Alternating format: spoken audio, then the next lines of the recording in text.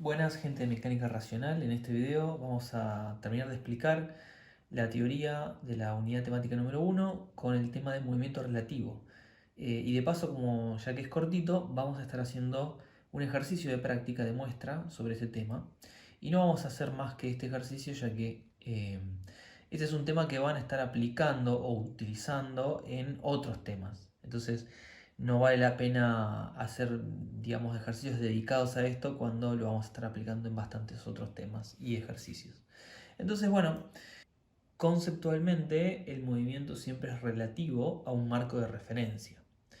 Digamos, el cambio de posición de una partícula respecto al tiempo tiene que ver con, digamos, considerar una posición inicial y una posición final, de manera que tiene que haber un marco de referencia que lleve cuenta de dichas posiciones. Por eso siempre el marco de referencia y los movimientos son relativos a algo. Hasta ahora lo que hacíamos nosotros es estudiar de a un punto, digamos, la cinemática de un punto en movimiento, al cual lo analizamos en un marco de referencia y podemos averiguar, sea cual fuera el tipo de coordenada, la metodología, cuál es, digamos, su posición, velocidad, aceleración respecto a ese marco de referencia. Ahora, ¿qué pasa si queremos analizar varios puntos?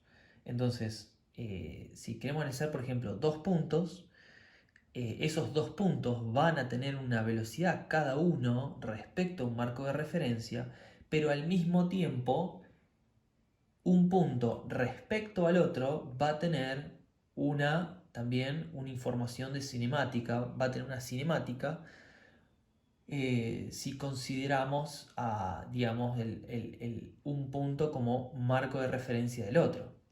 ¿Qué quiero decir con esto? Es como el ejemplo que les había mencionado en el video pasado. Si nosotros estamos arriba de un colectivo y caminamos hacia adelante en el colectivo a una velocidad de un paso por segundo, por ejemplo, eh, nosotros, digamos, alguien sentado en el colectivo nos va a ver a nosotros movernos hacia adelante en el colectivo a esa velocidad. Ahora, alguien que está sentado en la estación, digamos, en la garita del colectivo, nos va a ver a nosotros viéndonos hacia adelante a una velocidad, primero a la velocidad del colectivo y encima nosotros avanzando a un paso sobre segundo dentro del colectivo. Por lo tanto, nuestra velocidad total respecto a la persona que lo ve desde afuera va a ser la velocidad del colectivo más la velocidad que nosotros tengamos adentro del colectivo. Mientras que para la persona sentada dentro del colectivo solamente va a ser la velocidad que es un paso sobre segundo. Entonces, vemos que los marcos, digamos, depende de qué marco de referencia, la velocidad va a cambiar, va a ser distinta. ¿Qué significa que la velocidad sea distinta? Significa que respecto a un observador o respecto a distintos marcos de referencia, el efecto de la cinemática tiene diferentes magnitudes. No es lo mismo, digamos, chocar de frente con un auto a una pared a 100 km por hora que, digamos, ir a 100 km por hora y que un auto te choque de atrás a 110 km por hora. De manera que ese choque, digamos, si un auto avanza a 100 km y viene uno de atrás y lo choca a 110, se puede traducir cinemáticamente como un choque neto de 10 km por hora. El efecto va a ser lo mismo que ese auto choque una pared a 10 km por hora. Es un poco impreciso lo que digo, pero es a lo que voy es que las diferencias de velocidades causan, digamos, esos efectos. Por eso las velocidades relativas son importantes. Bueno, y las velocidades relativas y el movimiento relativo tienen que ver con posición, velocidad y aceleración. De manera que ya podemos tratar de analizar cómo es que son relativos entre sí. Entonces analizamos simplemente, digamos, en el espacio o en el plano, no hay diferencia, ya que el análisis relativo se traduce tanto en lo lineal como en un plano como en el espacio de la misma manera. Si tenemos un punto B y un punto A, de manera que definimos este como el vector de posición de A, estando A acá, ¿no?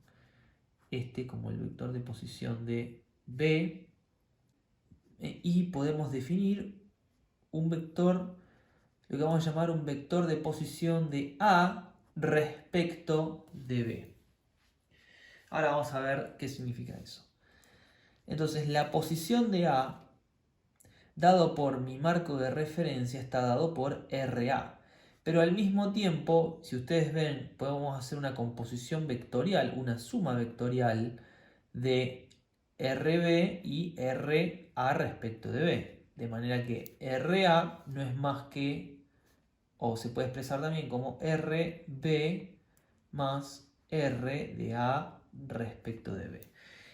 A respecto de B es una notación vectorial que significa, digamos, el punto final menos el punto inicial de un vector formado por, formado por dos puntos. Eso viene del análisis vectorial, ¿no? Que los vectores, se puede definir un vector a partir de la posición de dos puntos, siendo las coordenadas del punto de un punto menos las coordenadas del punto final del vector menos las coordenadas del punto inicial del vector, definen el vector del punto final respecto al punto inicial. Si fuese R de B respecto de A, el vector sería orientado opuesto, digamos. Pero de esta manera, vectorialmente está orientado de esta manera para que vectorialmente este más este haga la suma de la posición total de RA. Entonces se puede expresar esta ecuación de posición.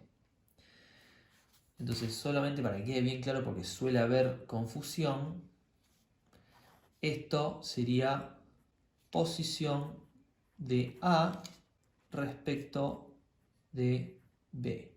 La posición de A respecto de B, ustedes pueden considerarla como si supusiéramos a B como el origen de coordenada, como un origen de coordenada para definir la posición de A. ¿Entienden? Entonces, el RA respecto de B va a ser como si de acá fuese 0 hasta acá va a haber una posición, hasta acá una posición en X y en Y. De manera que esa posición tomada como si fuese desde el origen de coordenado supuesto desde B, más la posición de B, suponiendo a B desde el origen de coordenadas de este, esquema de coordenado, nos va a dar esa suma, nos va a dar la posición total de RA, que RA está supuesto desde este sistema coordenado, ya que A desde este sistema coordenado es RA respecto de B. Bueno, espero que lo entiendan, no les quiero dar muchas vueltas, pero no es muy complicado, básicamente esto es posiciones vectoriales. De manera que a partir de esta expresión nosotros podemos averiguar a través de la derivada respecto al tiempo el cambio de las posiciones de estos dos puntos, que no va a ser, que seguirá cumpliendo la relación que mantienen de su posición de esta manera. Entonces, si la posición de A es igual a la posición de B más la posición de A respecto de B, la derivada respecto al tiempo de todo va a tener que seguir cumpliéndolo. Es como dividir todos los términos por el diferencial de tiempo, siendo cada uno, expresando cada uno un diferencial de cambio de posición. Entonces, de esta manera definimos que la velocidad de A es la velocidad de B más la velocidad de A respecto de B. Ahora estos vectores pueden reemplazarse por vectores velocidad y seguirían cumpliendo la regla esta. Y esto es velocidad relativa, esto es posición relativa. Posición relativa de A respecto de B, pues esto puede estar a 3 metros para la derecha, 5 metros para adelante o para arriba respecto de B, y respecto del origen, digamos, A está, digamos, a un total, ¿no?, que se puede sumar vectorialmente y da la distancia RA. Entonces, si B está a 2 metros del origen y dijimos que A está a 3 metros de B en el eje X, digamos, la posición total de RA respecto de X en el eje X es 2 más 3, 5 metros. Bueno, de la misma manera podemos dividir la velocidad respecto al tiempo, derivar, perdón, la velocidad respecto al tiempo de esta manera en todos los términos. ¿Y esto qué va a ser? La aceleración. Y se va a seguir cumpliendo que la aceleración es relativa de la misma manera que la posición y la velocidad entre los puntos. Entonces no hay mucha más explicación que esta para el tema. Es simplemente hacer un análisis vectorial de la posición y aplicar, digamos, la derivada de lo que el estudio cinemático de lo que ya vimos al resto, al desarrollo a partir de la posición. Lo vamos a terminar de ver bien concretamente con el problema 19, que lo vamos a resolver directamente ahora. Antes de continuar, obviamente, bueno, les quería comentar que esta aceleración, velocidad y posición se cumple en cualquier sistema coordenado. Es decir, podemos hacer un análisis de movimiento relativo en coordenadas polares, en coordenadas cartesianas, en componentes normales y tangenciales. Vamos a tener aceleración de θ, aceleración normal, aceleración tangencial, aceleración radial. Todos digamos, los tipos de aceleración, velocidad y posición que vimos, se les puede aplicar este desarrollo. Y esto sirve cuando, aparte de estudiar el movimiento de una partícula, tenemos que estudiar el movimiento de dos partículas y sí, digamos, cómo y la relación cinemática que hay entre una y otra. Vamos a tener que usar este tipo de expresiones para hallar cuál es la cinemática relativa de una respecto a la otra. O también, bueno, pueden ser más partículas, pueden ser 3, pueden ser 4, bueno, y ahí ya se empieza a complicar el tema de la expresión matemática para vincularlas todas.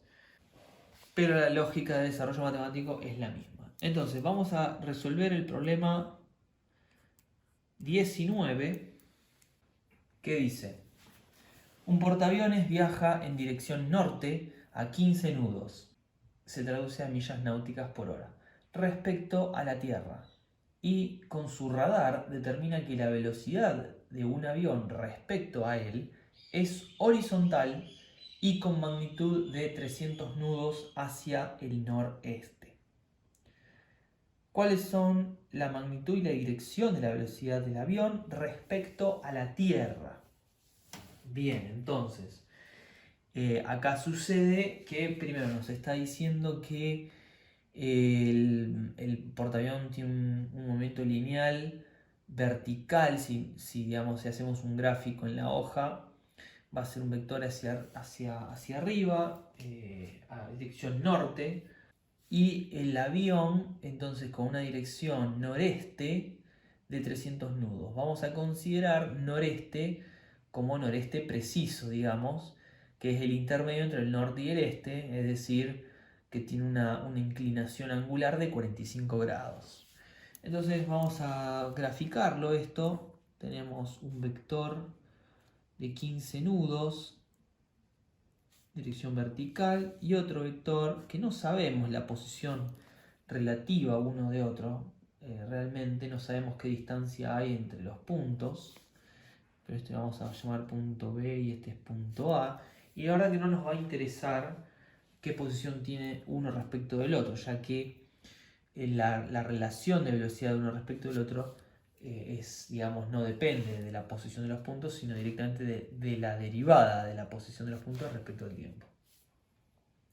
Y lo que nos pregunta es la magnitud y dirección de la velocidad, por lo cual no necesitamos indagar sobre la posición real de los puntos. Entonces, acá lo que hacemos es un gráfico en X y en Y para poder analizar por componentes. Y esto dice que tiene 300 nudos. También dice que la velocidad es horizontal. Está tratándonos de dar la información de que más allá de que el avión viene volando a cierta altura, no es que viene a, digamos, los 300 nudos se los toma como horizontal al avión, que proyectado sobre el plano del portaaviones sigue siendo 300 nudos horizontales. De manera que lo podemos analizar en el plano como a la misma altura los dos, aunque en el avión obviamente vendría más en otra altitud. Entonces, lo que tenemos que hacer acá es plantear la ecuación que ya sabemos. Velocidad de A vectorial es igual a la velocidad de B vectorial más la velocidad de A respecto de B. Ya que la incógnita es la magnitud, es decir, la velocidad del avión y la dirección. O sea, vamos a definir la dirección con un ángulo. Entonces lo que vamos a hacer acá es una descomposición de las velocidades en el eje X y en el eje Y para poder expresar esto, hacer esta suma vectorial. Entonces el vector A va a ser igual al vector B, que no es más que un vector expresado, lo podemos expresar, digamos, en X no hay velocidad, entonces es 0, 15, y en Y, el vector, la velocidad de A respecto de B es la de 300 nudos, que tenemos. En X tenemos 300 nudos coseno de 45 y en Y tenemos 300 seno de 45, que a los fines será lo mismo. Acá puse 40 y es 45. También en nudos. Entonces, ¿cómo se suma vectorialmente esto? Ustedes lo saben, se suman el X con el X y el Y con el Y. De manera que la velocidad en A será, acá directamente vamos a calcular, tendremos 212,1 en el I, digamos el vector unitario I, nudos, más 227,1 J nudos. Esto se puede expresar de esta manera en punto y coma, o se puede expresar de acuerdo a los vectores unitarios I, J, que son los coordenados con el X y el Y, en coordenadas cartesianas. Bueno, pero esto no puede ser la solución que nos está preguntando porque nos piden la magnitud y la dirección. Ahora, esto es un dato de acá, tanto la magnitud como la dirección están, digamos, encriptados, por así decirlo, en esta forma de expresarlo. Para expresarlo más claramente, el módulo de A no es más que la resultante de esta manera, lo que será 310,7 nudos, y esto es una respuesta. Ahora, la dirección de A será, como ya sabemos, la artangente de, bueno, y dependiendo de cómo queremos expresar este ángulo, generalmente en este tipo de situaciones se expresa, digamos, de esta manera el ángulo a partir del norte. Entonces queremos expresar este ángulo. Si queremos expresar este ángulo, que digamos es lo mismo que este, será artangente de, siendo esto igual a 43 grados. Entonces la velocidad de A total respecto a la Tierra es 310,7 nudos en dirección 43 grados norte. Y así es como se expresa el resultado. Bueno, y esto es un ejemplo del movimiento relativo, básicamente. De hecho, se usa en la realidad, básicamente en las aproximaciones de los aviones. ¿Para qué? Para poder darle al avión, digamos, una ayuda al momento del aterrizaje, eh, para que pueda llevar, para que no le sea necesario tener que disminuir eh, su velocidad, para poder aterrizar en el portaaviones y que le dé su carrera de frenado. Entonces el portaavión lo que hace es ir en velocidad, digamos, en dirección contraria al viento, también para ayudarlo al avión a la sustentación a baja velocidad.